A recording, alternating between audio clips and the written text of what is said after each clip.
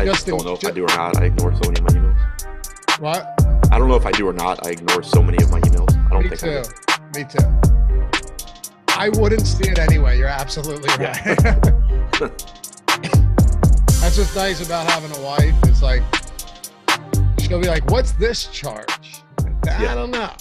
Like my debit got hacked and people put like $400 in gas in it at the Wawa. And you would have never noticed. Probably. I'm not good about that stuff, man. She is.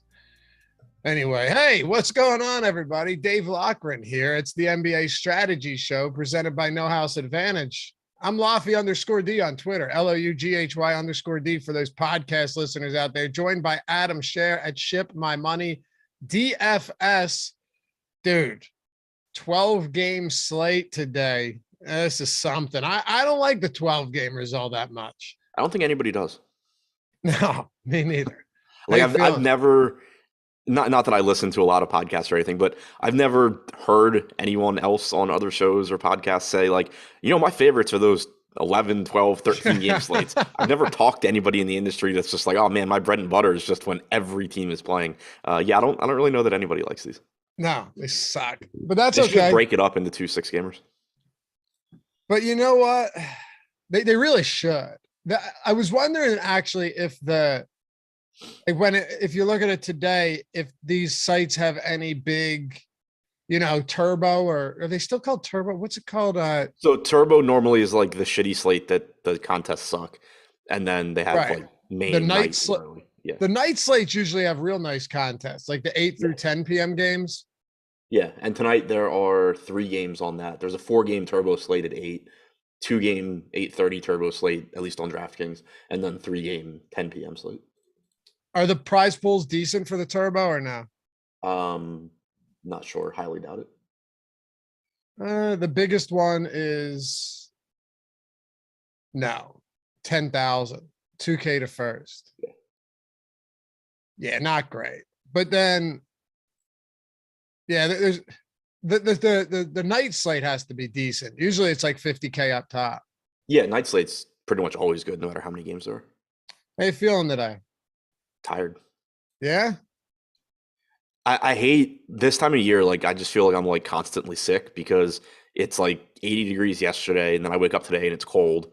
And so, like, my allergies are bothering me, and I just constantly feel like I have a cold. Yesterday was or the day before? Well, Yesterday it was the pretty. day before was like 80.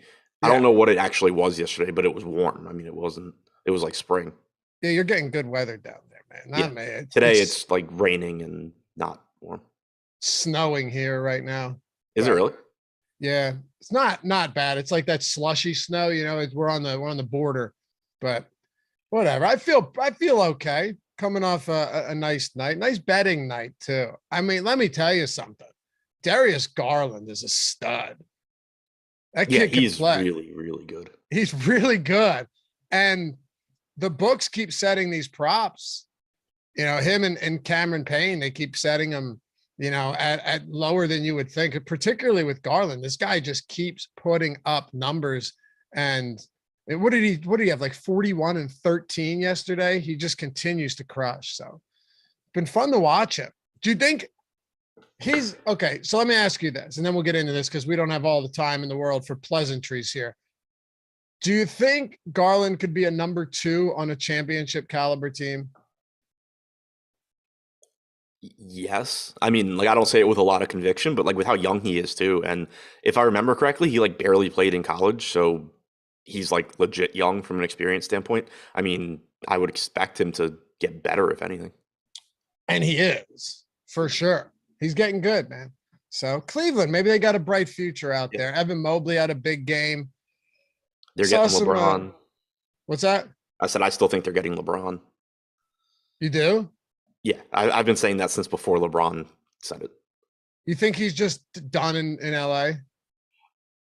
Yeah, I mean, like not saying like this offseason, but I think in the next year or two he ends up going back to Cleveland because like why wouldn't he? He can round out his career with a star Mobley, a star Garland. He can, he's still good.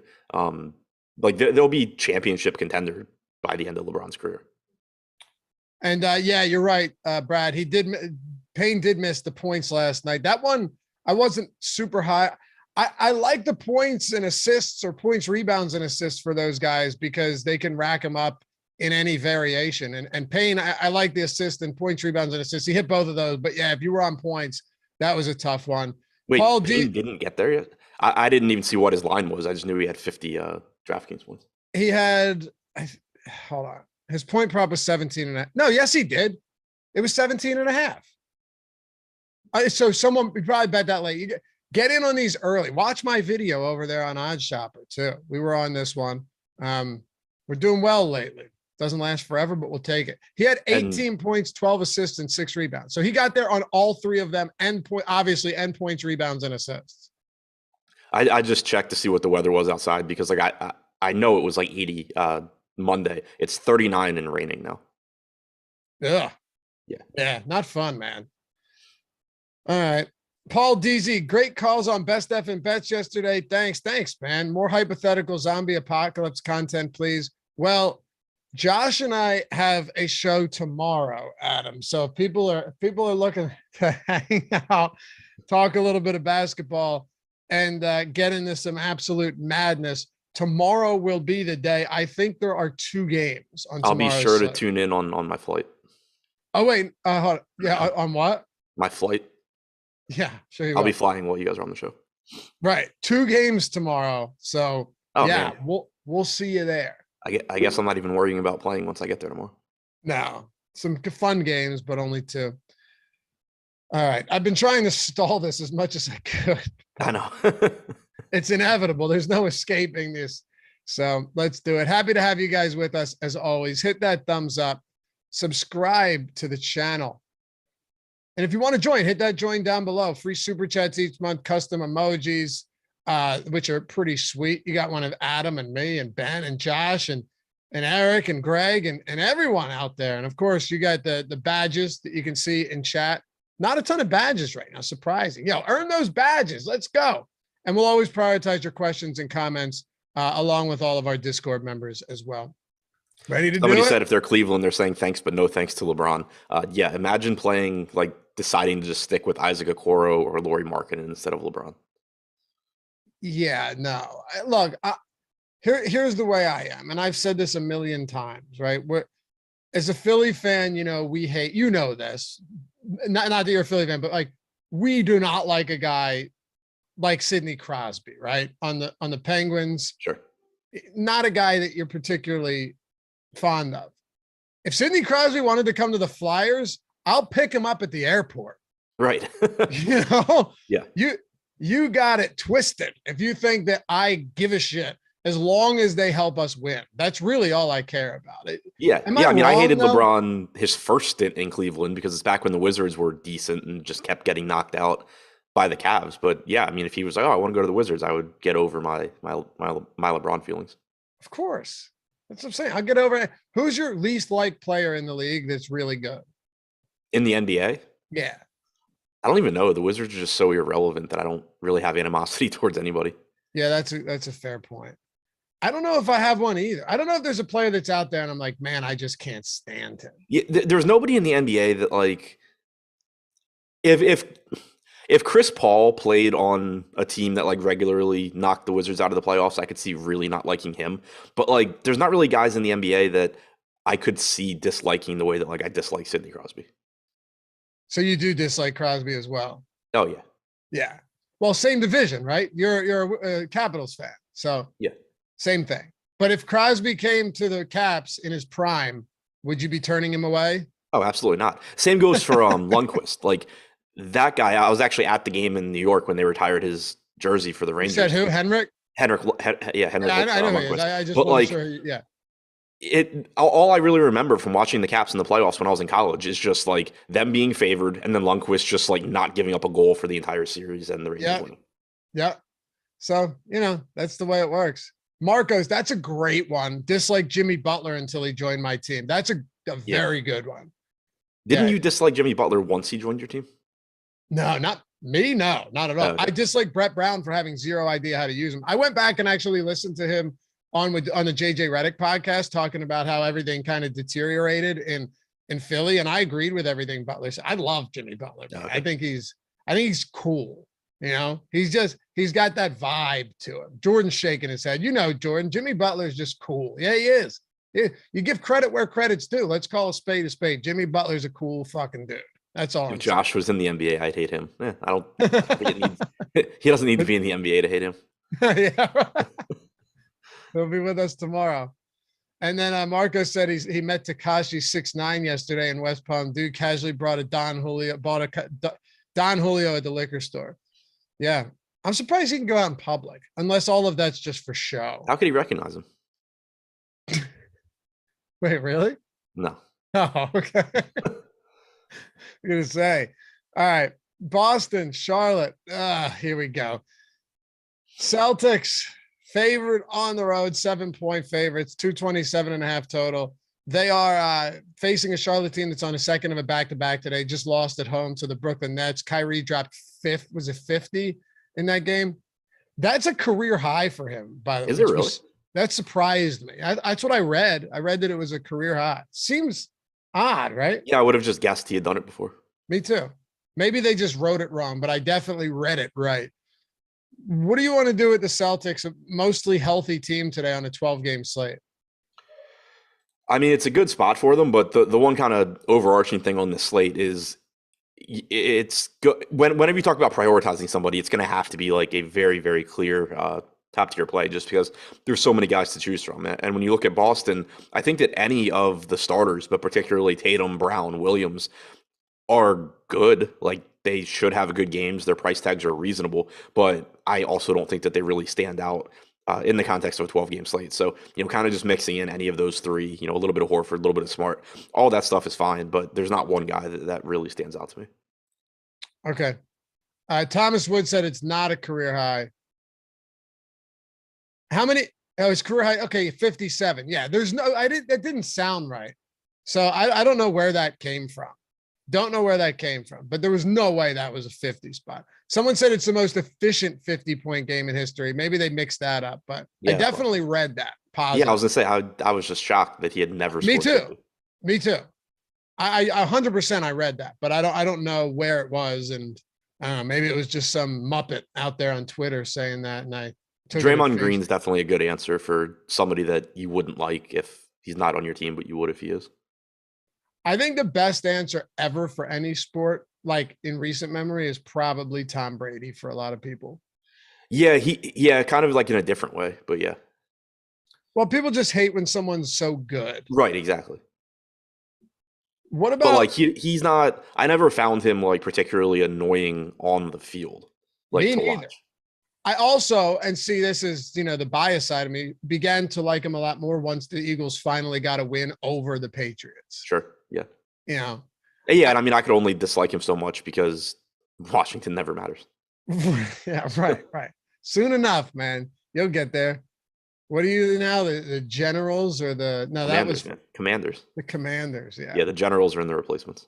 Yeah, one of the greatest sports movies. I don't care what anyone says. Phenomenal movie. Noah's a good one. I could definitely see Garnett too. Who was the first one? Noah.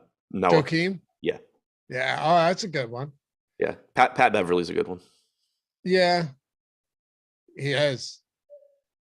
Anybody from Charlotte at all stand out to you? There's some games we're just going to be able to get through pretty quickly. Yeah, I mean, not really. If this were a smaller slate, I mean, even on this slate, like LaMelo, Rozier, Bridges, those guys are all playable. Like they're all capable of going for 50 plus, but they're pretty far down the list in terms of priorities because their pricing is where it should be. The matchup against Boston isn't great. And there's just gonna be a million guys that look better. Chicago and Detroit. It gets a little interesting on the Detroit side with Isaiah Stewart out. So we'll get into that. But first up, when you get to Chicago, you're looking at a questionable Nikola Vucevic, which is, obviously something that we'll be monitoring throughout the day. We had talked about it before. Like, oh yeah, we expect him to play, and then he didn't. So I don't necessarily know what we're going to get here. Tristan Thompson, despite getting in a lot of foul trouble, 5 fouls, he did a decent job of spacing those 5 fouls out.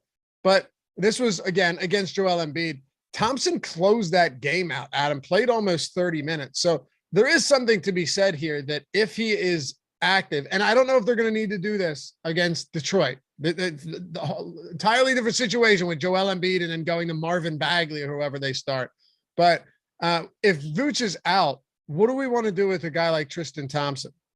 Yeah, I mean, if Vooch is out, I'm still expecting that you get upper 20s in minutes from Thompson. His salary did jump quite a bit from 3,200 up to 4,300, but he still has power forward eligibility on DraftKings, which is really useful. So if Vooch is out, I still think Thompson's going to look like a good value. Not the same, elite value that he was the other day at 3,200, but still with that power forward eligibility, looks like a pretty useful play.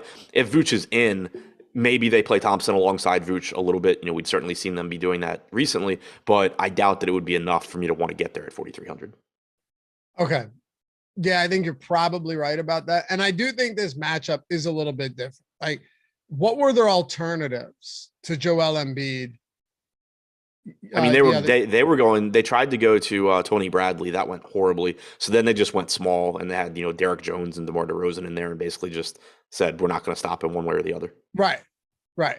But what I'm saying is Thompson was still the best answer among all of the other non-answers. And I mean, if Vooch is out, I would still expect Thompson to play similar minutes here.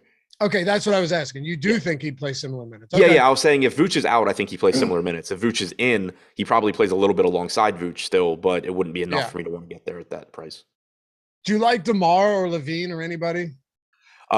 Depends on Vooch. If he's in, I think it's a situation where, again, like DeRozan, Vooch, Loughran, they all look fine. The matchup's good. The salaries are about where they should be, but none of them would stand out. If you do take Vooch out, in addition to getting Thompson as a good value, you're getting a bump in usage for DeRozan, you're getting a bump in usage for Loughran, and both of those guys would start to look a bit better because there's just a lot more production to go around. What do you think on the other side about Detroit with Isaiah Stewart being out for, I think it's a couple weeks, or at least, he'll probably be out for a little while here. I guess what's interesting to me is the center situation here. Bagley played 36 minutes. Now, understandably, his price has come up a bit, but if this guy plays considerable minutes, like let's give him say 32, he's not somebody that is a bad per minute guy. He'd be starting at the 5. I'm saying if he does against the Chicago front court, it's really not all that imposing at all. So I like him here. I know he's getting ownership, but Bagley's very intriguing to me in this spot if he starts and we expect him to get that run. Yeah, agreed. He started the second half in place of Stewart last game, ended up playing about 31 minutes in regulation, 36 including overtime, 5K flat, power forward eligible. Not a bad fantasy producer whatsoever. With Sacramento, he was around like a 0.9 to 0.95 fantasy point per minute guy. Expect those rates to go up a bit.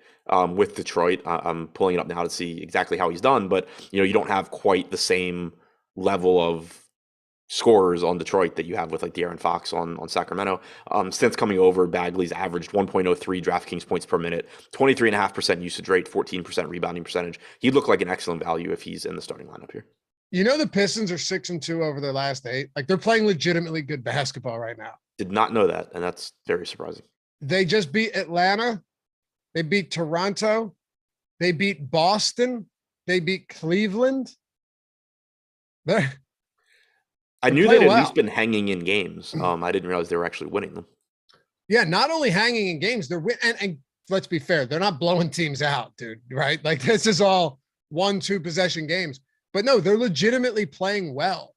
I'm not saying go out there and bet everything on Detroit tonight. What I am saying though is, wouldn't be surprised if this is a competitive game. So the rest of Detroit, is there anybody not named Marvin Bagley? Maybe a Cade Cunningham that is worthwhile? Or I would say if Kelly Olynyk was like 3,500, I'd be perfectly fine getting the sum of him. But 12 game slate, I just have zero interest at that salary. Yeah, and also looking at the rotation they ran in the second half last game, Olynyk was just the straight backup to Bagley. So that creates a situation where, again, unless Bagley's in foul trouble or something, you're talking about 16 to 18 minutes for Olynyk. Now, he would work as, a direct negative correlation play where if a popular Bagley is in foul trouble, you get more Olynyk. But on a slate this size, that's still pretty far down the list of things that I'm trying to do. I think it's likely that you just see Isaiah Livers in the rotation and picking up minutes, and so that Olynyk is only the backup center. Cunningham and Grant are fine. Grant maybe plays a couple of more minutes with Stewart out as a result of Bagley and Olynyk splitting the center minutes and not playing the 4. But it's another team where outside of Bagley, I don't think anything really stands out. All right, let's talk about Phoenix. Yesterday, much better matchup for them against, just in general, against Orlando. You saw them get that 3-point win, very low scoring game, barely cracked 200 points. DeAndre Ayton almost dropped a 2020 game. I always love seeing that from big men. Cameron Payne had the 18, 6, and 12. Some big performances all around. This team played, well enough to get us there. Landry Shamet was perfectly fine too, dropped 30 on his own. But now you're on the second of a road back-to-back against Miami. You're I think they're 7-point dogs here, 7.5-point dogs. it becomes a little bit less appealing, especially now that Payne's price tag has come up and everybody's beginning to see that we're beginning to see their price points reflect no Devin Booker and Chris Paul. And I'm assuming Booker's out and Johnson, but second of a back-to-back, we don't have an injury report. Yeah, I was going to say the real caveat here is if Booker and Johnson are in, they obviously look even less appealing. Yeah. But assuming those guys are out, there's still value to be had here. Like, I still think that a $6,500 Cameron Payne is a little bit underpriced. Ayton at $7,300 is fine. Shaman at $4,400 is okay. But the thing is, these prices did adjust to where now they're a little bit underpriced. They're not just standing out as the very, very clear top options on the slate. And then in addition to the prices adjusting, you do have the difficult matchup against Miami, like you said. So obviously Cameron Payne has a massive ceiling at 6,500. Like the 50 he dropped yesterday would play at 8K, much less 6,500. So like the ceiling is still there. And if Booker is out, you're talking about someone that's likely to lead the team in usage, likely to lead the team in assist percentage, still looks good. DeAndre Ayton still looks good at 7,300, but it's a lot closer to correct than the 6,600 was yesterday. Crowder and Shamit's price tags came up, Bridges came up. So I think Payne, again, assuming Booker is out, I think Payne still looks like the best option here. And then Ayton would be my second one. Shamit and Crowder 3 and 4. For sure. And I don't disagree at all. I'm just saying Payne's not going to be a 80% owned player today. No. Booker's out. Yesterday in the $100 and the $40 single entry, he was, I think, 95 and 94%. He was 82 in the big $15 on DraftKings. Right. Which is just insane. Like, it's insane. Not saying like insane, like it was too high, but just insane that in basically the softest non-micro stake tournament you're going to find, he was still 82% owned. Exactly. Just an insane. He was just wildly underpriced. Like you said, 6,500. He's still, if Booker's out the rest of the season, he's not. I'm not saying that. Hypothetically, Cameron Payne's got to at some point get up to 8K. There will be a stretch in the year where he's easily up to 8K. Yeah. If the Paul and Booker absences, together go on for a prolonged period of time, he's going to be extremely expensive. For sure. What do you think about the other side then? If we're talking Miami, with everybody healthy, this team is not fun. Assuming Oladipo is there, Lowry's going to be there because he was just out with personal issues, right? Yeah. So he's been in and out with personal issues for like months. For sure. But I'm assuming since he played last game, he's going to be back today. It's not nearly as easy to get to them now, even if Oladipo's minutes are limited, and they will be. This team is finally, fully healthy. Yeah, it makes it pretty difficult. Obviously not a great matchup against Phoenix either. A decent total for Miami, but 8,600 for Butler, I think, is probably the most appealing spot here. Still doesn't look great, just kind of a price tag where he's where he should be. You should expect him to have a 25 to 26% usage rate, assist percentage in the low 20s, should play 34, 35 minutes. Bam also, I think, looks fine at 8,500, but on DraftKings, at least, he only has center eligibility, so makes it kind of difficult to get there. Lowry, Hero, Tucker, none of them really stand out at their prices. So not much I want to get to here. Butler would be the first one, I guess. Hero non-zero says, P.S. Loughy, Hell or High Water was amazing in all caps. I told you, man. Yeah, I still need to watch that. You got to do it. It's not the Western like you think. I'm telling you, it's one of the greatest movies out there that nobody ever talks about. It is spectacular. Watch it. Tweet me. Let me know what you think. It is amazing. I wouldn't let you guys down. Self-proclaimed movie critic over here. Lakers, Houston. Let's talk about LeBron James if he plays. I don't know if he's gonna. I guess for now we have to assume he is. Man, people have fully turned on Russell Westbrook. Fully. Russell Westbrook was trending on Twitter for like 2 straight days. Yeah. It's bad.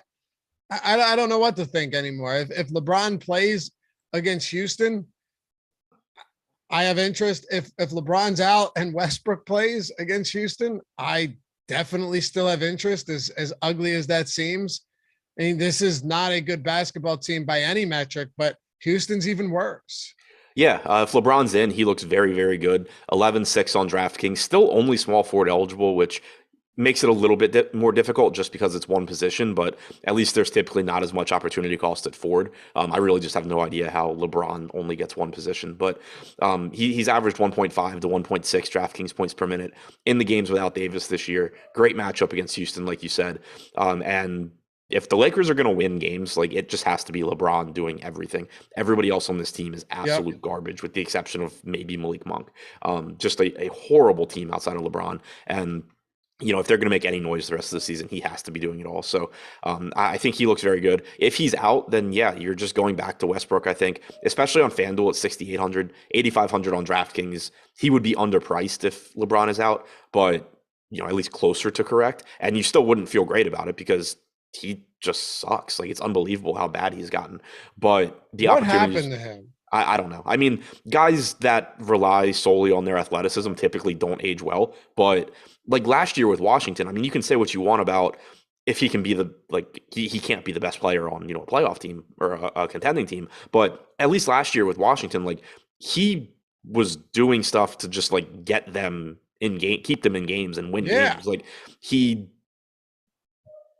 hasn't done that this year. Like, it's just been awful. I understand age erosion, but this came on the only thing I can think of, but I assume it would have come out by now, is if you remember, for most of the first half last year, Westbrook was like actively bad with Washington, and then it turned out he was playing through a torn quad the entire time. Ah, yeah, that's right. So I mean, like, maybe he's hurt again, but with how much shit he's getting, I kind of assume by now he would just say, like, screw you guys, I have a torn quad, like, leave me alone.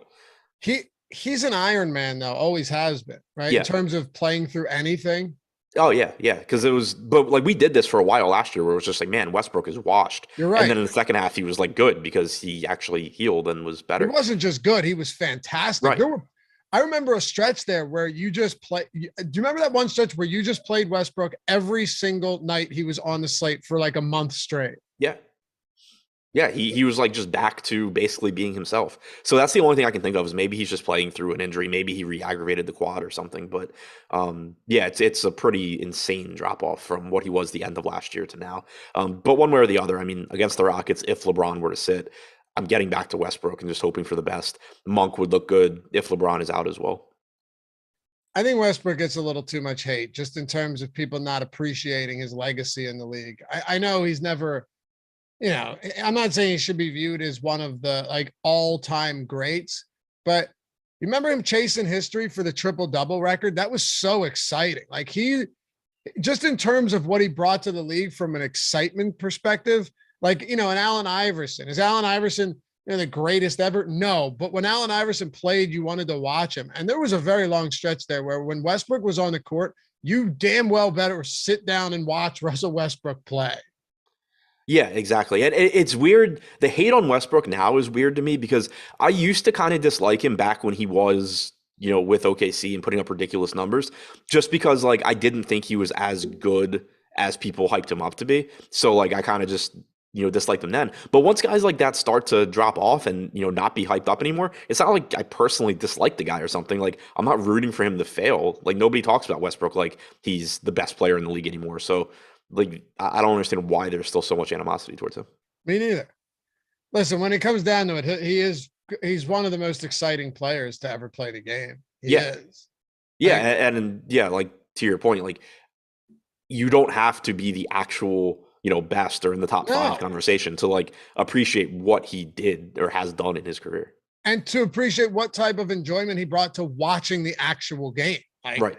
Yeah. Maybe if you were a fan, go ahead. No, I'll say people in chat are mentioning LeBron is the reason he's dropped off. Yeah, when LeBron plays, obviously Westbrook's dropping off. Like, he fits horribly next to LeBron. No, he's playing bad basketball. Right. Well, right. Yeah. But I'm saying, like, I'm talking more about the games where LeBron is out and Westbrook still can't get it done.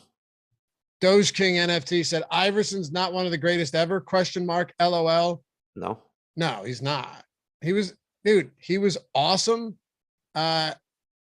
He was awesome, but no, he's not one of the best ever. Like, okay, I mean, are we talking top 10 or are we talking like top 30 or 50? I mean, oh, well, that's different. Right. I'm saying, I think you and I are both saying like top 5, like top 10. Iverson's not up there. No, he's not a top 10 player. No. Right. Okay. All time. Let me do this real quick. Iverson or Durant? Durant. Iverson or LeBron? LeBron. Iverson or Giannis? Giannis. Iverson or Embiid? Probably going to end up being Embiid. Probably going to be Embiid. Iverson or I'm just thinking of people in the league right now. Yeah, and to be fair, Iverson's prime was when I was like 10. So, like, No, I do have some. dude, I guess it goes both ways though, because like I probably remember him as being better than I might remember him as being better than he was. But yeah, I mean, I think we agree that he's like one of the best NBA players ever in the sense of like there's been a ton of NBA players and he's right towards the top, but Dude, he's not. I have an Iverson jersey behind me. I mean, Right. But he's not like Iverson slander. I'm yeah, just he's saying. not like top 5 or top 10 or something. No, and look, he was a volume shooter too, right? He was averaging 25, 28, 24 field goal attempts per game, and he made the game fun.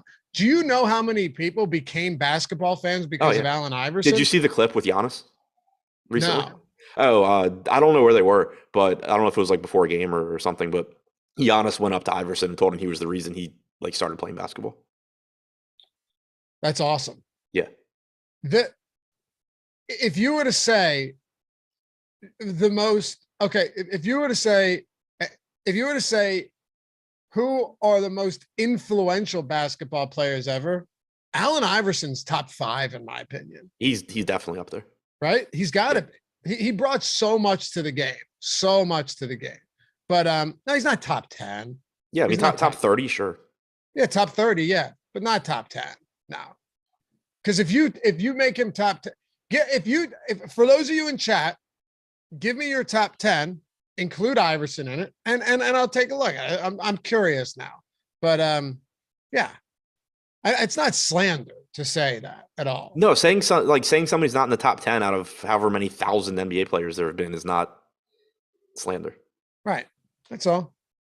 All right. Let's talk about the Houston Rockets. And yeah, obviously we got the deeper dive tonight. You and Alex, you have live before lock, all of that stuff. We'll wait on the LeBron news. It's 8:00. We usually get the LeBron news pretty early, which is nice. Usually we get that early enough to make decisions. He's not usually a game time decision. He's in or out. So what about Houston with Christian Wood with that illness? Dennis Schroeder's questionable. Jayshawn Tate, Garrison Matthews, all these guys are questionable. So it's a little bit tough to navigate this right now. But in the event that Christian Wood doesn't play, I think he does. I don't know. But if he doesn't play, Kevin Porter Jr., even if he does play, Kevin Porter Jr. at that price point is actually really interesting. Yeah, I don't know how much of an impact it would have on Porter, though, just given that you're replacing a lot of those minutes with Şengün, who is a similar usage guy and, play makes as well. You're right. So, like, I mean, I don't think it would hurt Porter, but I do think that given that Şengün's picking up a lot of those minutes, a lot of it comes out in the wash. But at 6,300, Porter, I think, is playable one way or the other. It's a good matchup against the Lakers. If Wood is in, I still don't mind getting the Porter. If he's out, maybe it's a slight bump. But I do also think, if Wood is out, $5,100 Şengün with power forward eligibility starts to look really nice. Okay. I do too. Man. 30 minutes last game. Didn't play the last 4 minutes, 3 minutes of a blowout. Had 4 fouls. I would expect around 30 minutes again if Wood is out. And he faced Miami. Right. I mean, much better spot here, especially if you go ahead and start LeBron at the 5. I mean, what do you think? Or if you start that small ball lineup again? Yeah, which I would fully expect. Yeah. At this point, who else? Dwight's not getting back in the lineup. Anybody else you want to hit on? If any of these injuries and these guys end up being out? Not really. I mean, basically, it's just if they all get ruled out, then yeah, there's a lot of minutes available. Like if Schroeder is out, Tate is out, Matthews is out, Kenyon Martin Jr. is probably playing 30 plus minutes. It would make him look pretty good. But there's not the guys that are questionable, with the exception of Wood, don't really do a whole lot when everyone is healthy. So it's not that you're seeing massive rate bumps for the guys that are already in there. You're just talking about potential increases in playing time. So, as guys start getting ruled out, if Wood is out, Şengün plays more. If Tate is out, maybe Şengün plays a little bit more, but Kenyon Martin Jr. probably plays more. If everybody's out, you're looking at huge minutes, most likely for, Porter and Green and, Kenyon Martin Jr. You do have Gordon back at 4,300. He could potentially look decent, but it's just a situation where it's more important, the number of bodies that are taken out than which individual ones I think are missing. Putting emotions aside, is Kobe Bryant a top 5 all-time player?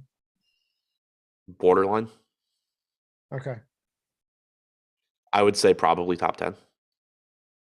Snap answer. Who are your top 5? LeBron, Jordan, guys that I didn't watch like Abdul-Jabbar and Chamberlain, I guess, have to be up there because that's what I'm told. I don't know. I have no idea. And What then about Shaq? I was gonna say 5 ends up being like Shaq, Kobe. I don't know, people I'm forgetting that played before I was born. I just am really interested Yeah, to know. Russell. Like, Yeah, I'm really curious to know, when all is said and done, you and I are older, right? And all of the guys right now have retired. Where are we putting Kevin Durant? Where are we putting Embiid? Where are we putting Jokic and Giannis? Because obviously there's just recency, but we live it right now. So obviously these guys to us are amazing. But I also think it's fair to say that we are very blessed to have the insane amount of talent in this league that we do right now. yeah, without a doubt. And I mean, with regard to Durant, he could absolutely end up being close to the top. Like in terms of talent, he's got to be arguably the best, but he's had injuries and all of that. So, you know, I can't give my top 5 because I wasn't around for a lot of it, like you were saying. Right. Yeah. It's really difficult for me to really have an opinion on like guys that played before I was born. Let's talk about the Atlanta Hawks. Hit that thumbs up too. We're at 100 likes. Boom. Almost 500 people watching. Man, Russell can't name 2 players better than Kobe. Well, that's just absurd. I mean, LeBron and Jordan right there. Right. It's you don't even have to go much further than that. Fourth day, almost 500 people watch, 109 likes. Subscribe to the channel. Free content. That's what I wanted to say. Free. We got main slate ownership projections for NBA are free today. So if you want to follow along when we're doing these shows, you're more than welcome to. If you're not a sub, PGA golfer rankings, NHL top stacks, all of that is free. And if you want to get in on the action and actually sign up, awesemo.com/join. You can get the boom bust tool, the ownership, the player projections, the lineup builder, fantasy cruncher add-on if you want that. All of our tools for every sport too. Like NASCAR, we have all of those tools. PGA, we have all of those tools. Esports, you name it, right? UFC, all of it. If they have contests out there, we've got content for it. All the tools created by Alex Baker himself, and you've got some amazing guys behind the scenes working on them every day, like Steve Buzzard and Sean Zahn, and just a lot of really great players that you would want working on these tools. So you want to do a year, a month, a week, one sport, every sport, doesn't matter. You can even do an express pass for less than $5 a week. Awesemo.com/join. Check it out. No matter what your budget is, what style of play, how serious you are, we got something for you. And join our premium Discord as well. Good community, and of course the premium office hours where you got guys, the pros, answering your questions, helping you better your game, in the premium office hours channel. So awesemo.com/join. Atlanta Lakers, Atlanta Hawks 5.5-point dogs. Milwaukee Bucks at home here, 238.5-point total, man. So very high total in this game. Should be a high scoring, fast paced affair. Milwaukee's defense lately has not looked all that impressive. But at the same time, if you're going on a 12-game slate to Atlanta, are there any of these guys that stand out? Like, do we say, yes, 6K John Collins makes some sense now? Maybe he's worthwhile. Yeah, I mean, I got to him last slate. Still played like 26, 27 minutes in regulation. At 6K in tournaments, if you land on a little bit, I think that's okay, just given that, if he does get to 30 to 32 minutes, he's going to look pretty good. And he did play about 32 minutes, including overtime, which I think is worth noting just because physically he played 32 minutes. So I think it makes it a little bit more likely that you get him getting, 30 minutes or so here, but still doesn't look like a priority. And similarly with Trae Young, he's capable of having a monster game, but he is 10-3. It is a 12-game slate. Collins being back cuts into his usage a bit. So I think they're both just sort of secondary options for me. And I don't really see anything beyond those two that I'd be particularly interested in getting to. So somebody said LeBron's definitely not better than Kobe. Yeah, I laughed at that while you were doing the ad read. He is, though. Like I didn't think that was a debate in all seriousness. It's not. It's not, right? Like it's objective, it's facts. Yeah. Come on. Whatever. That's cool. I like it though. Keep hitting us with the takes. I'm all about it. And somebody else said, I totally agree with this, by the way. Loughy, I lost it. Oh, Gridiron Beauties. Loughy, really, it's better and fair to do it by eras and compile it that way. I totally agree with you. And it would be easier for me because I'm not educated enough on a lot of the older players to be able to do it accurately. Yeah, that's the big issue I run into trying to do like a top whatever list is, I mean, one, obviously there's guys that are considered greats that I never saw play, like wasn't born for, but also like I very strongly believe that the era now is just like everybody's so much more talented. So like it's just difficult to be like, oh, well, this guy's in the top 5 that played in, 1970 when like, yeah, he, if he had all the benefits that everyone does now, he'd probably still be really, really good, but he didn't. And so it's like, he probably wasn't even as good as like an average player now. And not a knock on any of the older guys, just, how time works kind of. So it gets really weird when you're doing it across generations. It really does. Speaking of really good players that are right now in the league, Giannis Antetokounmpo, he's got a second of a back-to-back today, but they just cruised past the OKC Thunder yesterday. That was very little issue. He played 28 minutes, shot 13 of 19, had a huge game. Here's a good example of a guy going ape shit in a blowout, Adam, where he loses considerable amount of playing time and still drops almost 70. Yeah, sorry, I was replying to the comment that until LeBron scores more than 81 points in a game, he's not better than Kobe. I guess that makes Devin Booker better than LeBron also. That is a horrible, horrible standard to set. I mean, it really is. That would mean that like Nick Foles, who is tied for the most touchdowns thrown in a game, that's been like, come get at me when Tom Brady throws as many touchdowns as Foles threw in a game. I mean, craziness. MJ era and earlier was way tougher physically. I think that's one of the dumbest arguments people make. Like, the rules were different, sure, but the guys that play now are so much more physically imposing than guys that played 30, 40 years ago. Like, yeah, they're not made out of like dough. Right. Like, I'm joking. They're stronger, they're bigger, they're faster. It's like the craziest argument that people make. Like if you take LeBron and you say, hey, you can just body up anybody and go play against dudes from the 80s that are, 6'6" and fat, he's going to kill them. Yeah. Someone said that doesn't make him tougher, though. Maybe not. I don't know. I mean, that's such a weird. You can't quantify that anyway. Yeah. Brandon, did Loughy just compare Kobe to Foles? The disrespect. No, I'm comparing that bogus argument of he scored this many points in a game or he threw this many touchdowns in a game, which means he's definitely better than this other guy. It doesn't make any sense at all. I don't know. Who was the Minnesota Timberwolves player like 5 years ago that dropped that 50-point game? Remember that? It was out of the blue. Derrick Rose? No. This is not a guy that. Oh, Brewer. Yeah, Corey Brewer. Right. Yeah. So until, name a good player, drops as many points as Corey Brewer, he's just not as good. Silly.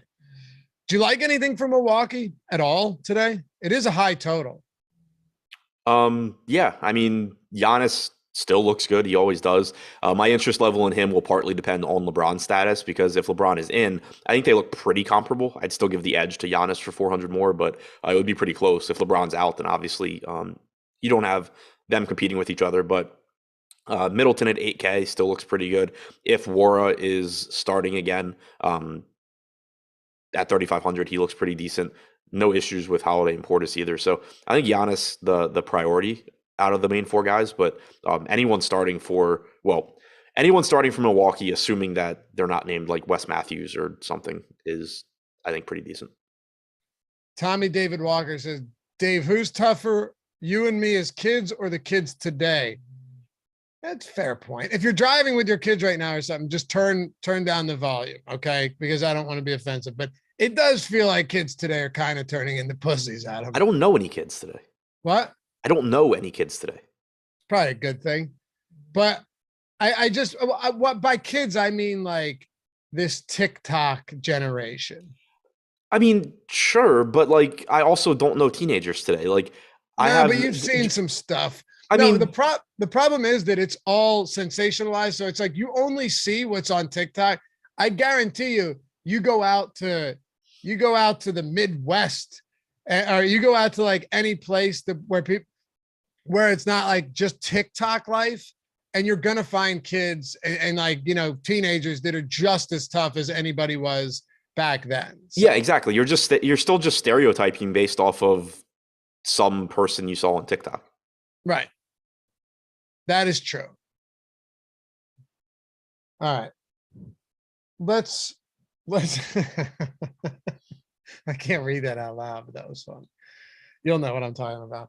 Let's talk about OKC and Minnesota. Before we do, though, shout out to No House Advantage, our sponsor, where they have allowed you a nice little different, unique twist on playing the game of DFS. They got player prop contests over there. It's 100% peer-to-peer to help level the playing field. They got over 500 props, and every new user gets a $25 deposit bonus when they sign up using the promo code Awesemo, AWESEMO. It's cool. You're building lineups. There's no salary cap. You're just taking the props you like the most. No juice on either side, the over or the under. You're throwing them into a lineup. The ones you like the most go at the top of the lineup. They get the most points. The ones you're not as comfortable with go at the bottom. They get or lose you the fewest points. And we've got all of the tools available to you entirely free, 7 days a week, 365 days a year at awesemo.com. The No House Advantage projections, the optimal lineup tool to help you take down the big money. Not to mention we have Odd Shoppers free. Our player prop tool is free. Everything that you need to compare against what they've got over there is free. And their props are static. They don't change throughout the day. So you're going to find some significant edges that other people just aren't getting onto. Check it out. NoHouseAdvantage.com. You can download it in the App Store, the Google Play Store. You can go on your computer, your desktop, whatever it is. Use the promo code Awesemo when you sign up. AWESEMO. All new users get a $25 bonus when they sign up for the first time. All right. Should we go to Neither would you, Jordan. What? Jordan said, let's be real. If we were forced to be hunter-gatherers, these kids wouldn't survive. I wouldn't. Pretty confident Jordan wouldn't. You probably would because you're weird. I'm not. I've never done that. Like I have guns and stuff, but I've never gone hunting. Yeah. But hold on a second. This is where I kind of disagree. I think adaptation and the human mind are powerful things. Like I could make it out there if I had to. Like I agree. For my family, you know what I mean? Yeah, I wouldn't know kind of where to start, but I'd figure it out if I had to. Exactly. You're a smart dude. You'd figure it out. The question is, who the hell wants to live in that world? Right.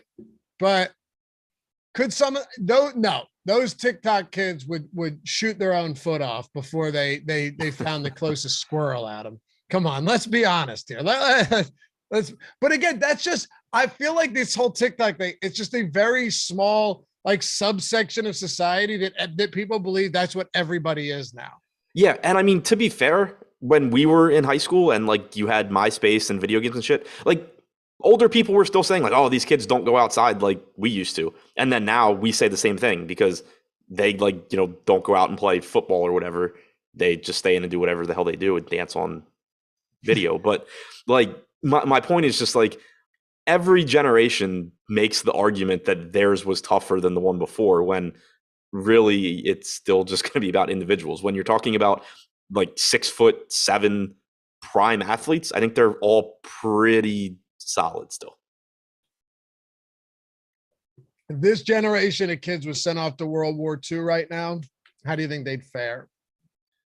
Well, I mean, they'd have so many advantages in terms of technology. No. Like same, late 30s technology and everything, but probably about the, I mean, similarly, because, well, I guess it depends. Like if you're just drafting and you're just talking about the random average, 18-year-old, probably worse. If you're talking about the people that chose to go, probably about the same. Like TikTok kids on the front lines. Right. Like that would be awful. That would be, that, Adam must have grown up in an all white suburb. Couldn't be much further off. no. No.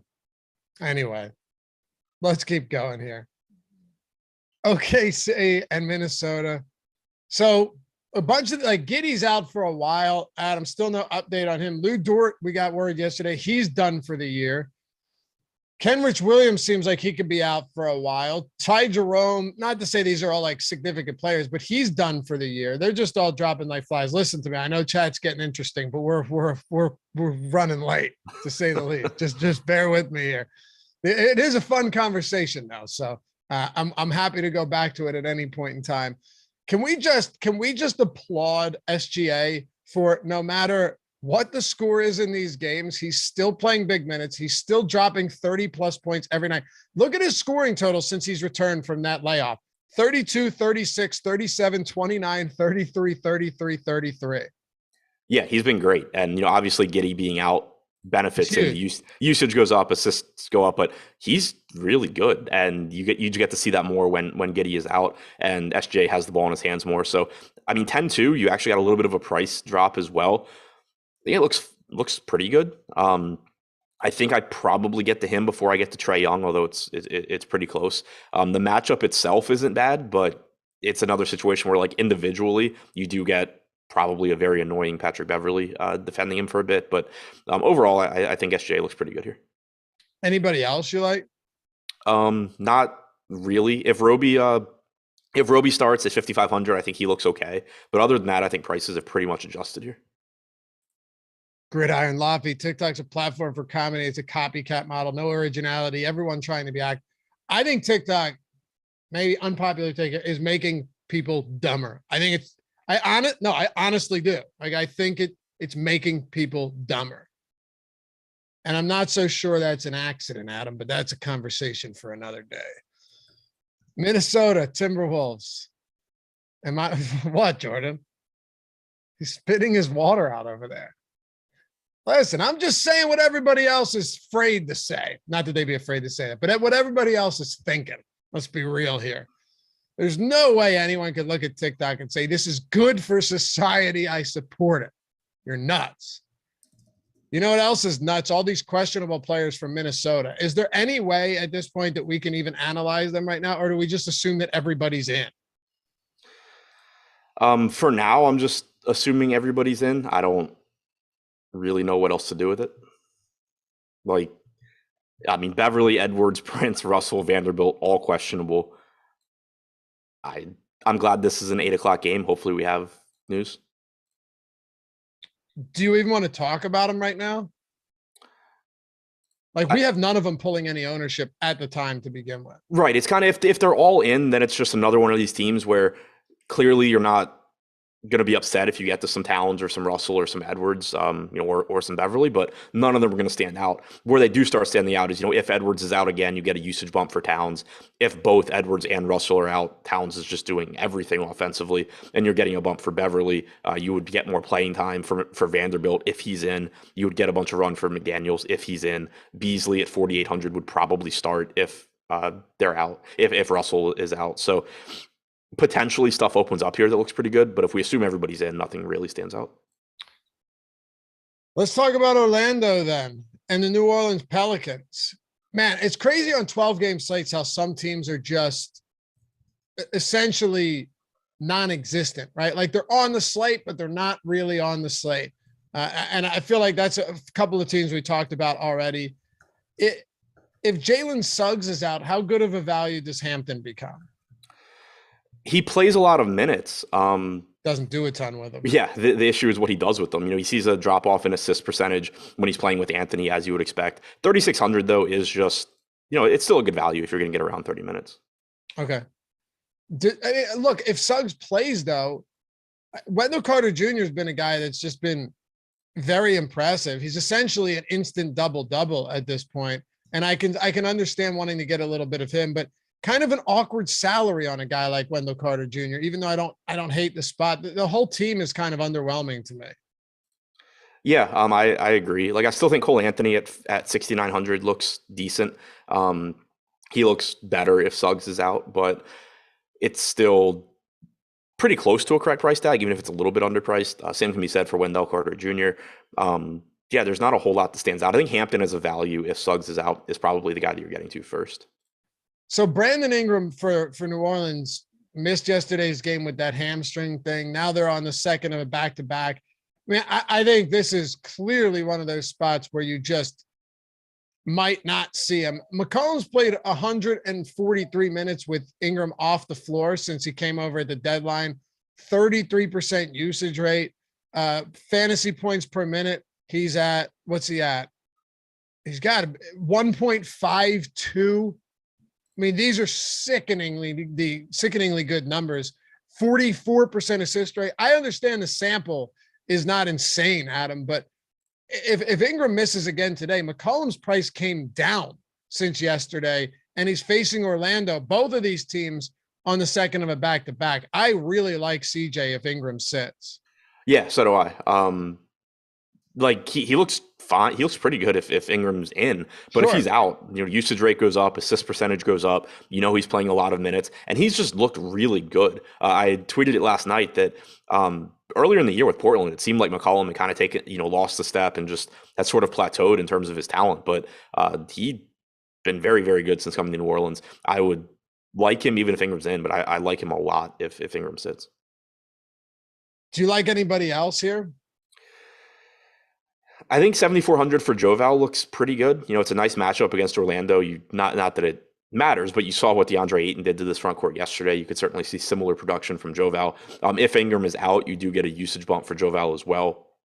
So he's another one where I like him one way or the other, but I certainly like him more if Ingram sits. What about Devontae Graham? His minutes have taken a big hit lately, but if Ingram is sidelined in this one, I think you see a nice little uptick in assist opportunities. Because if you look at Graham's minutes, he plays virtually no minutes with none of his minutes come with both McCollum and Ingram off the court. If it does, it's like 2 or 3. All of his minutes, he has at least one of those guys out there. So he's just playing off the ball. But in a spot like this, you would think that you'd get some minutes as the primary ball handler if Ingram sits. Yeah, and he played like 24 minutes off the bench yesterday.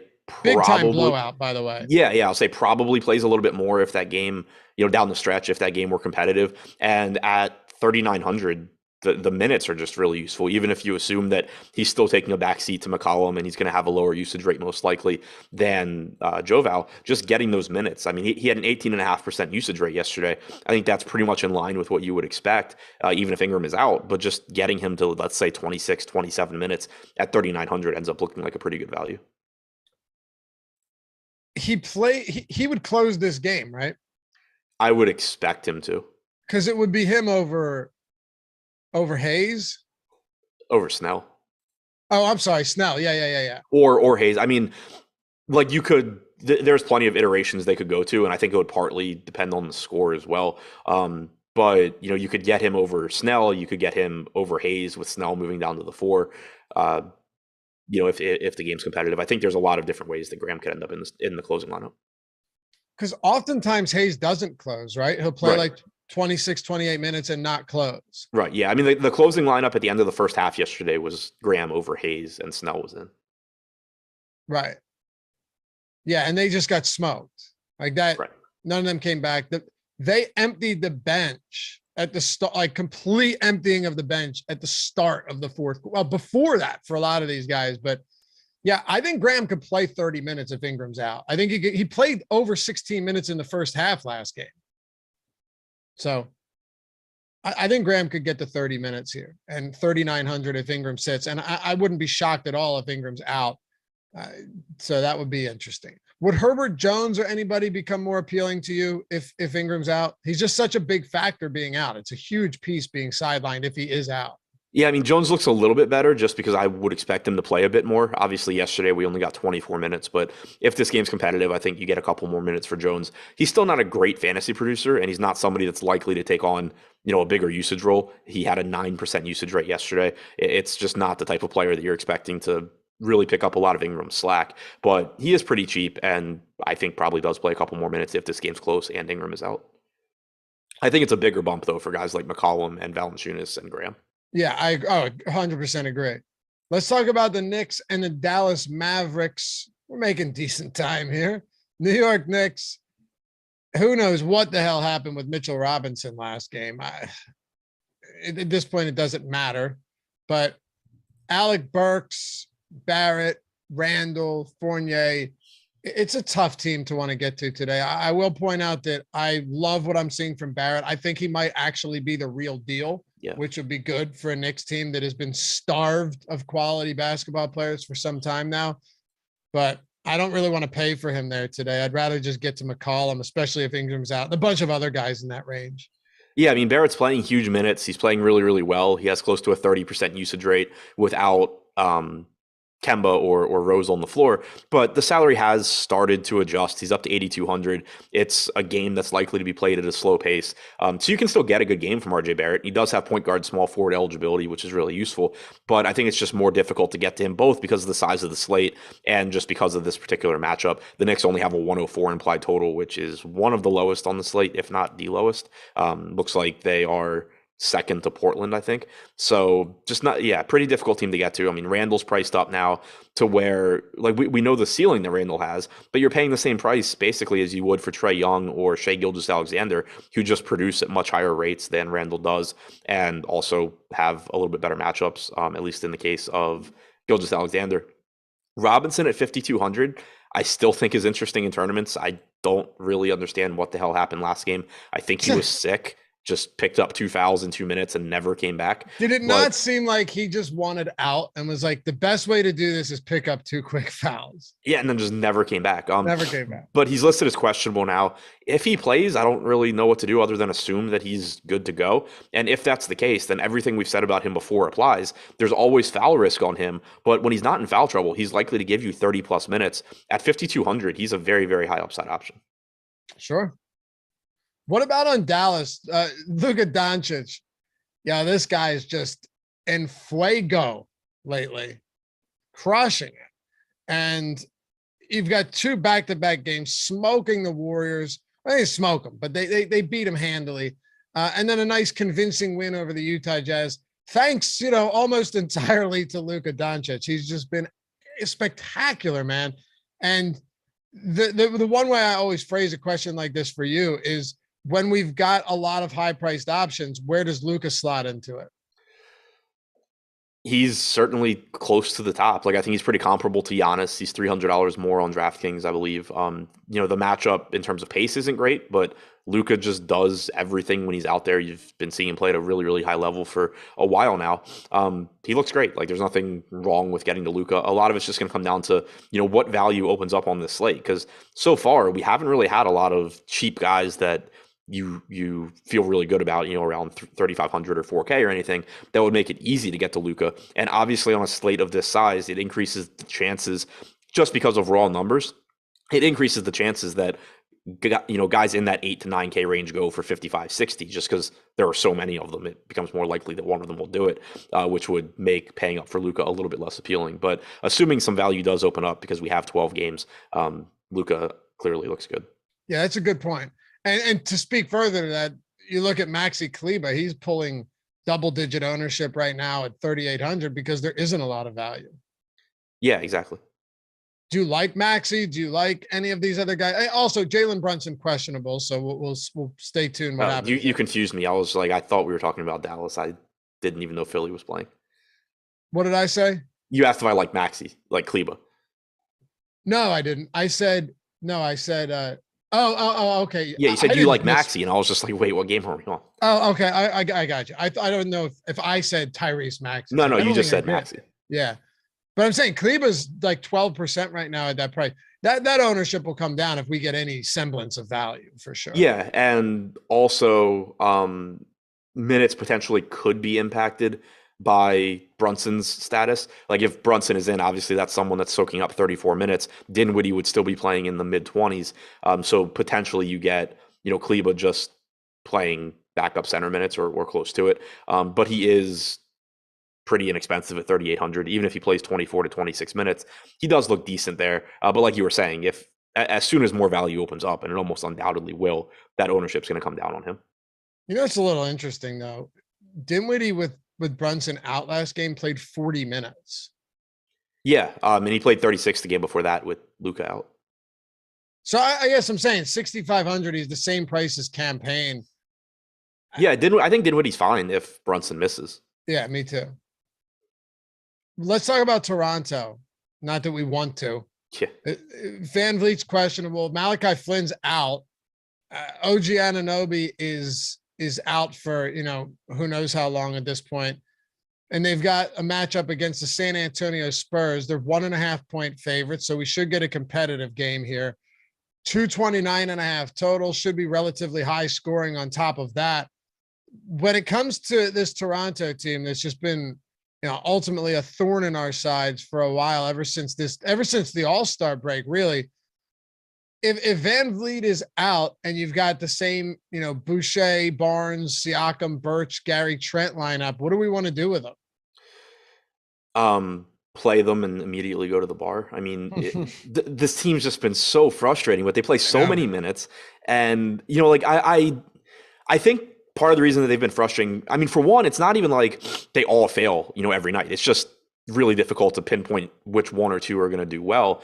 But also, I mean, there has to be some level of fatigue setting in with how many minutes these guys play. And then with OG being out, Van Vliet being out, you're just asking these guys to do so much. So I think that it increases the risk, but at the same time, the opportunities are opportunities. And I mean, Boucher might become the best play on the slate if Van Vliet's out again.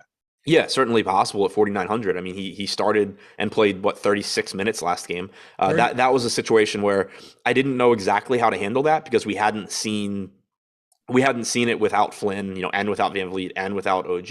I didn't know if you were going to get like a 26-22 split between Boucher and Young, or if you were going to get what you got, which was 36 and 14. Now, you still don't necessarily guarantee that you're getting 36 minutes from Boucher, but the projection becomes, I think, like 32-16 instead of 26-22. And that makes Boucher look very, very good. Trent at 6,900, Barnes at 7,700, Siakam at 9,500. They all look decent, pretty good if Van Vliet is out. If Van Vliet is in, none of them look that appealing, I don't think. I would agree with that. Outside of actually Van Vliet at 8,200.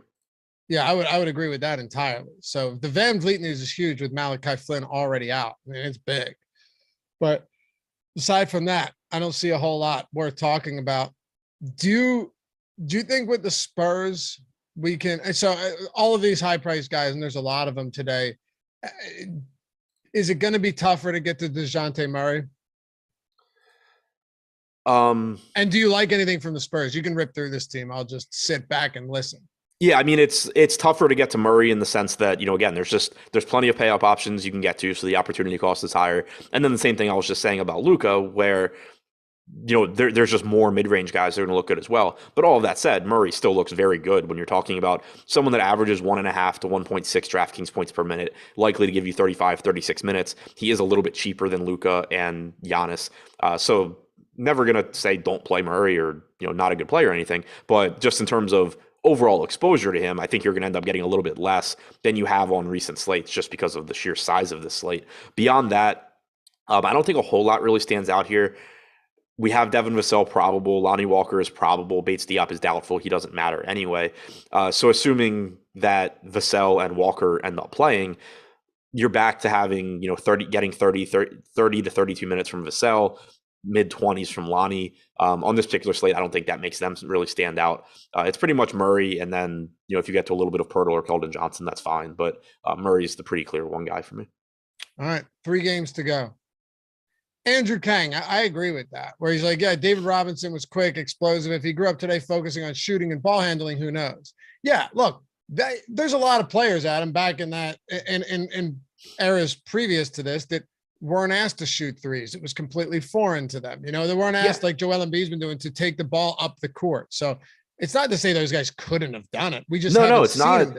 Yeah, it's not that like I even necessarily think. I mean, to some extent, it's true just because they are bigger, but and in a lot of cases faster. But it's not that I think like just because you're born 30 years later, you're inherently more talented. But they have all of this technology. It's a different game. Like growing up, they're playing differently and developing. Becoming more skilled. It's not that like if David Robinson was born in 2000, he wouldn't still be an absolute monster and a totally different player. It's just that he wasn't.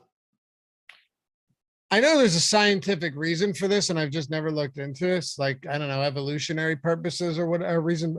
Why were people shorter on the whole than they are now? Evolution. Right. But like, why? Like, you evolved for a Tall people get purpose. laid more. What? Like, it's a being taller is a like desired trait. So as time goes on, you're having the average height increases because shorter people are, relatively speaking, reproducing less, and taller people are reproducing more. You think so? Like, is that a fact or is that your theory? I mean, I'm pretty sure it's a fact. Kind of makes sense. I see what you're saying. All right. I mean, like in general, that's how evolution works. Well, yeah. Well, it's not just desire; it's also necessity, right? Like if you need it. Well, right, yeah, but like it all kind of ends up being the same thing. Like if you have some trait that makes it impossible for you to live, you're not reproducing. But if you also have some trait that like is wildly unattractive and you're gonna have difficulty like mating, you're not passing that trait on. All right.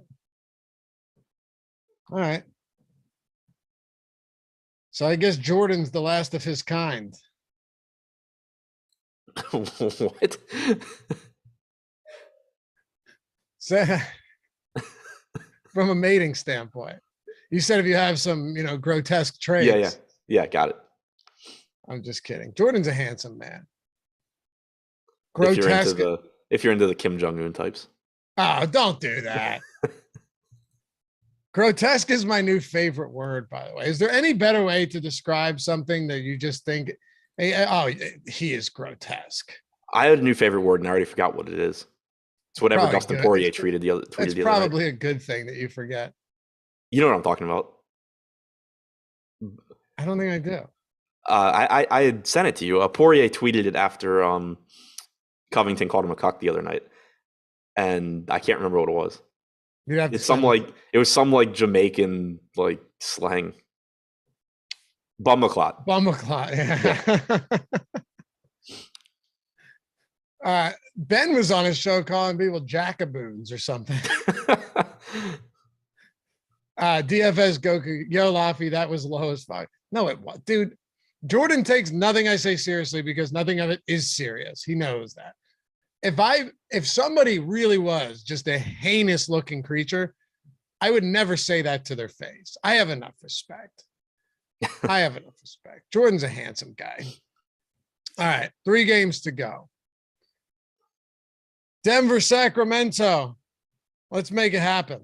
Plus, would I have asked you to get producer cam if I thought it was going to scare people? I mean, there is a whole entertainment value in that. When he pops up and they just go, oh, yeah. Like those scare videos. You know, the ones where like you're watching something and it pops out and the jump scare videos. You don't know jump scare videos? Jordan, I didn't know if you're talking to me or Jordan. I mean, I think I get the general idea, but no. Yeah, well, it would be like the ring type creature. Yeah, right. Like that. Yeah, exactly. Were you on camera for that? Good. Yeah, exactly like that. But they come up real quick. Shit is horrifying. All right. Denver, getting off topic here. Let's get into Nikola Jokic. You mentioned that Doncic was 300 more than Giannis, and then Jokic is 300 more than Doncic. So you've got a bunch of really expensive players today, from Jokic, Doncic, Giannis. LeBron's up there. Murray's above 11K. Towns is getting close. Jokic against this Sacramento front court. Domantas Sabonis might foul out in the first quarter. Yeah. Go ahead. Just a ridiculously good matchup for Jokic. You know, I like Giannis. I like Luka. I like all these guys. I think Jokic looks the best out of the group. The only issue is that he's a center. You know, that obviously comes into play. But he just does everything. He's got a phenomenal matchup against Sacramento. Only a 4-point spread in this game as well. So, I mean, every game is capable of blowing out. We've certainly seen that recently, but makes it a little bit less likely. I don't really know how you can't love Jokic here. All right. I disagree. I mean, I agree. I I was going back to watch Jordan do the thing. He did. He came up real fast. That's solid. That's solid work. Best producer out there, man. Do you like anybody else from Denver based on whether or not we've got Will Barton today too? Yeah, not particularly. Like if Barton is out, you're probably getting more minutes from, a combination of Rivers and Forbes and guys that still aren't really that useful in DFS. If Barton is out, it does increase the rates for Jokic and make Jokic look even better. Monte Morris looks a little bit better at 5,100 if Barton is out as well, but it's pretty much the Jokic show one way or another. Okay. Sacramento. There's been some value. There's been some talent here. I mean, they play fast. They're not a great defense. We are waiting to see if Jeremy Lamb is active or not. But Sabonis is at one of those price points that can be difficult. Davion Mitchell is getting a little ownership because there's no value out there. Harrison Barnes. Anybody jump out to you? I like the price tag on Sabonis if he manages to find a way not to be in foul trouble and to play, 36 minutes. But we've seen him really have issues with fouling since he's been playing all of his minutes at the 5. And, against Jokic, obviously you're not real confident that disappears. But you did see last game, 37 minutes for Sabonis. According to Add More Funds, he picked up 7 fouls, which is interesting. I'm going to assume that he fouled out with 6 there. So he lost a few minutes at the end of the game. But when he's not in foul trouble, at least he can play huge minutes. And then even last game with some foul trouble, he got a ton of runs. So in tournaments, I don't mind Sabonis. I do think the price tag is a little cheap because it has dropped as a result of his limited playing time that has come from foul trouble, but he is still a risky play. Fox at 9,300, I think looks okay. Mitchell at 3,600, I'm interested in more so if Jeremy Lamb is out. If Lamb is in, I think that you go back to seeing, like that 18 to 24 minute mix for kind of, all of the Lamb, DiVincenzo, Mitchell type guys. But with Lamb out last game, you got 26 minutes from DiVincenzo, you got 29 from Mitchell. I think the game before that, it was 24 for Mitchell, like 30 something for DiVincenzo. But it does just make their playing time look a little bit more appealing. So if Lamb is out, interested in Mitchell at 3,600. If he's in, still kind of interested, but less so. Same can go for DiVincenzo at 4,700, but clearly not as good a price tag as Mitchell. I'm about to sneeze here. I hate that. The worst is when you're doing like a solo video. Like it's the worst. The tournament plays, you're like 2.5 minutes in and you have to sneeze and you're just like, I'm not starting this video over. So I need to suck this one up. If I just look at a light, I can sneeze. So that's the good thing. Light makes you sneeze. 25% of the population has a reaction to light making them sneeze. That's interesting. And I'm one of them. That's true. Look it up, Jordan. Put it on the screen. Like if you look at the sun, you don't sneeze, or like it doesn't help you sneeze. I don't know. I haven't tried. You haven't seen the sun forever. You don't go outside. I also have no issue sneezing. I just do it all the time. Right. You've never had a lingerer though, where it's there.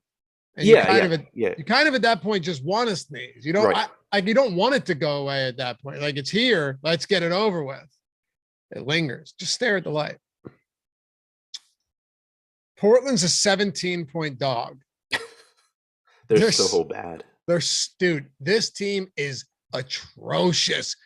The other day in this game against Minnesota, which they lost by 43 points, they were shooting like 20% at halftime. Minnesota, I don't remember the stat. I remember seeing it from one of the Minnesota beat writers. Minnesota was blowing them out while shooting like 20-something% from 3 or something. Yeah. Minnesota was shooting 20. Because I was looking, I didn't see the stat, but they were shooting 28.9% at one point, I think. And Portland was at like 20%. Portland in the third, like midway through the third quarter, I'm not kidding. They had almost as many turnovers as made field goals. Yeah, and they were destroying them. Portland, though, had almost as many turnovers as made. Oh, yeah. But they're so bad, man. They're atrociously bad. They've scored. Listen to their point totals. They've gone down in 4 straight games. Adam, 94, 92, 90, and 81. They're so bad. What's their implied total today? 103. It can't be 100. What? It's like 103.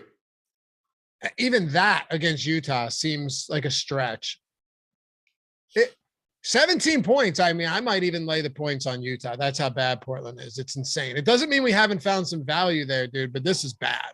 Yeah, but the pricing also changed. Yeah, it's bad. Yeah, I know.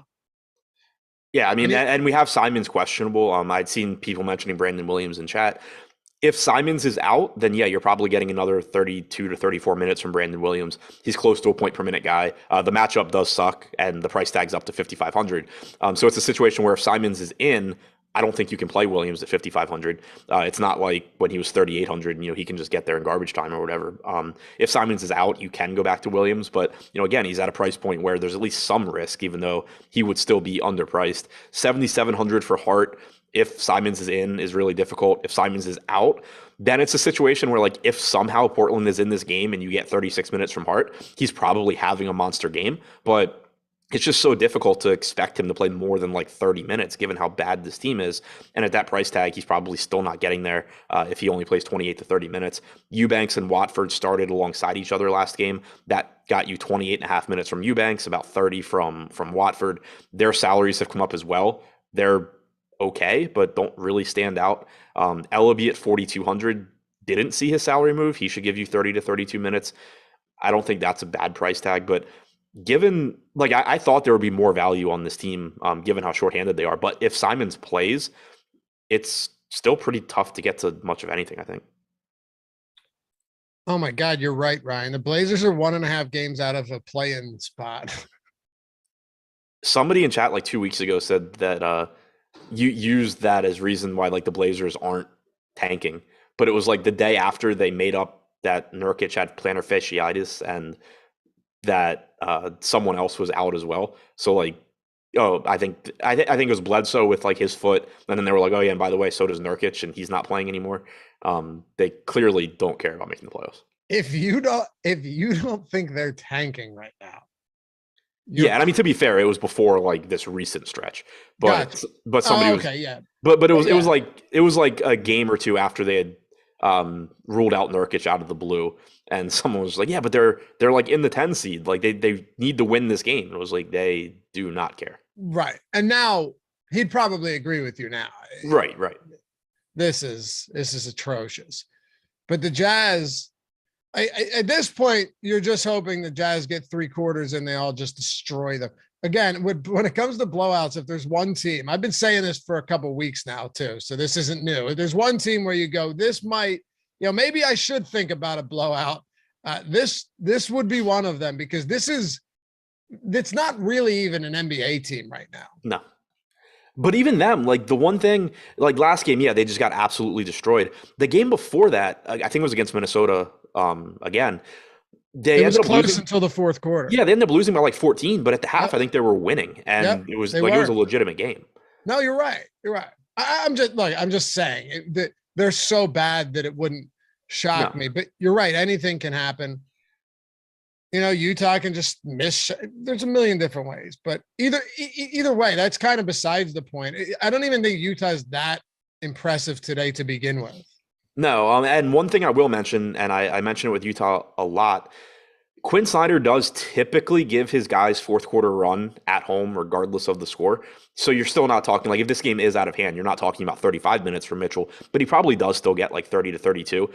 You have to go back a while to find A, the last time the Jazz played at home, and then B, the last time they were involved in a blowout. But on February 14th, Utah beat Houston by 34 points. Donovan Mitchell still got the 32 minutes. He played about 5 minutes in the fourth quarter. Royce O'Neal got to 28 minutes. Gobert had some foul trouble, played 22. That wasn't blowout related, though. So it's the point being that, like, it's a really good spot for Utah, and there is still a decent chance you're getting like 30 minutes from Mitchell, even if this game is a massive blowout. Gobert is in a very good spot as well. So I do still like those two guys here in particular. Conley and Bogdanovich are okay, but I think Mitchell and Gobert stand out. I need a mini fridge up in my office. Yeah, that's always nice. With water. But I don't really drink cold water anyway, so I guess it'd be pointless. It's a really random thing to bring up and then decide that you don't need. Well, I looked over. I have 4 bottles of water that I brought up with me, up with me every day. Okay, yeah. Like, I don't want to keep them cold. I try to drink a lot of water, Adam. I try. I just fail at it. I'm pretty decent at it. I've gotten better over the last few months. I do feel like it makes me feel better. Oh, it 100% does. Like, right? I'll be like tired and just like dragging, and I'm like, man, I already had enough coffee. Like, what the hell? And it's like, oh, maybe if I just drink some water, it works. You're right. Coffee doesn't help when you're dehydrated like that. It kind of just makes it worse. Yeah, like it'll give me some energy, but it doesn't short-lived though. Yeah, exactly. Liquid IVs once in a while too. I don't just use them for hangovers. I'll pop a liquid IV in there in the morning. Feel great. Yeah, I need to get those. They're great. Get the strawberry. I get like the 64 pack or whatever. Yeah. Washington and the Clippers. Let's close this out. By the way, thank you to all of you that stuck with us. We're over 600 people watching right now. Agree, Josh. Room temperature water only. No doubt about it. Everybody agrees it's the way to go. It's just the consensus around this way. But yeah, thanks, guys. You're awesome. We're almost done here. 600 people still watching. Long show, but for a good reason. We're almost at 200 likes. So we got to get to 200 likes, right? For a 12-game slate. A lot of work here. Washington and the Clippers. Let's do it, man. Here's the home stretch. What do you want to do with Washington today against LA? The Clippers are on a back-to-back, by the way. Kind of want to just ignore them. Okay, fair enough. What do you want to do? I don't. Yeah, I just. There's certainly upside for guys. I mean, Kuzma at 9,100, we know what he's capable of, but he does have to contend with Porzingis now. Porzingis played around 22 minutes in his first game with Washington. I assume that gets ramped up at least somewhat. Maybe gets to mid-20s here. He looked really, really good in that game for what it's worth, but at 7,600, it's still tough to want to get to him, assuming he's playing like 24 minutes or something. Porzingis had a 35% usage rate in that game. Kuzma was at 25%. The next highest rather on the team was Gafford at 21.4, KCP at 20.6. Nobody else even got to 20. So I do expect that to be the case going forward, where Porzingis and Kuzma are just taking the vast majority of the shots. But KCP's salary has come up a bit. Smith's at 4,800. If Howell Neto is out, then Smith would look like a decent value. Neto missed the second half last game. Smith started, ended up getting to 28 minutes in that game. If he starts, I would expect him to play around 30 minutes to be a pretty good value. But if he comes off the bench, then I don't really want to pay 4,800 for him. Can I get your opinion on one final thing before we wrap this up? Sure. All right. So one of our producers, Awesemo, says, drink 1 water per every alcoholic beverage when you're out. Now, personally, I find that I find that impossible. Okay. Like my style is I'll drink a ton of water throughout the day when I know I'm going to drink. That's the way for me personally. And then I'll come and crush a liquid IV and maybe a water when I get home. But there's just no way if I'm out drinking and having fun that I'm watering it up in between every single drink. It seems impossible. The best I ever do, and normally I don't even remember to do that, is I'll order like a drink and a water, and then I'll have finished the water by the time I'm like done at the bar. So it's still basically useless, but like that same water you mean? Yeah. It's not like I'm getting, drinking water. It's like I'll have a water in front of me and I'll have a few drinks and then, the water will eventually be gone. Oh, Mike says he means by quantity. I agree with that. Sure. Yeah. But get the ratio the same, but there's no way you can go in between. Mr. Prowler, Brandon Williams is still $3,500 on FanDuel. Yeah, play him if Simons is out for sure. And even if Simons is in, he's playable, but you're not going to be nearly as confident. For sure. Clippers. I can't. The Amir Coffee ownership is disgusting to me. Like I still am very unenthusiastic about somebody like Amir Coffee. What's he at?